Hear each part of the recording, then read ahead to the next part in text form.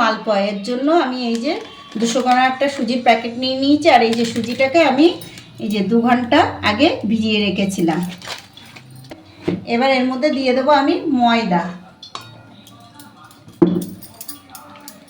ভালো করে মিশিয়ে নেবো, সুজি আর ময়দা একসাথে ভালো করে মিশিয়ে নেবো। আমি অল্প একটু জল দেব, দিয়ে আবারও মিশিয়ে নেব।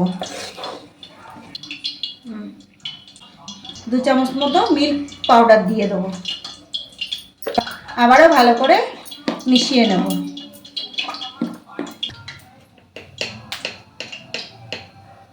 আমি অল্প একটু লবণ দিয়ে দেবো, 2 চামচ মতো চালের গুঁড়ো, আর দিয়ে দেবো 1 বাটি চিনি।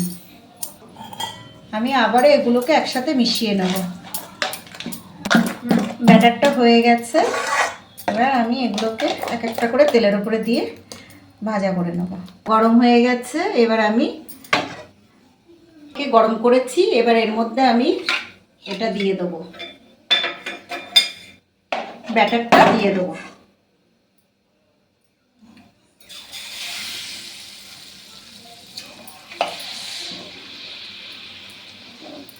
দেখো কতটা ফুলেছে, এই যে ফুলে বেরিয়ে এসছে।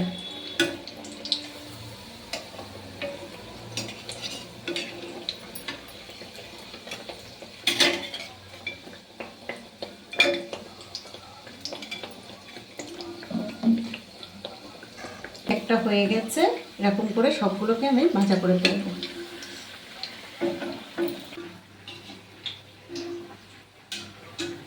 দেখো কতটা ফুলেছে। আর আমি কিন্তু এটা বাটির মধ্যে করেই এই মালপোয়াটা বানিয়েছি। এই যে তলায় বাটিটা রয়েছে, দেখো কতটা ফুলেছে এটা। আমি আবার একটা দিচ্ছি, আর এইভাবে আমি সব মালপোয়াগুলোকে ভেজে তুলব। আর একটাও হয়ে গেছে।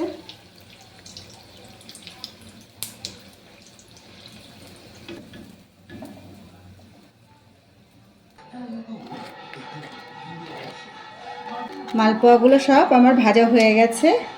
দেখো এখনও গরম আছে, ভাঙতে একটু অসুবিধা হচ্ছে। এই যে দেখো কতটা এই যে নরম সফট হয়েছে।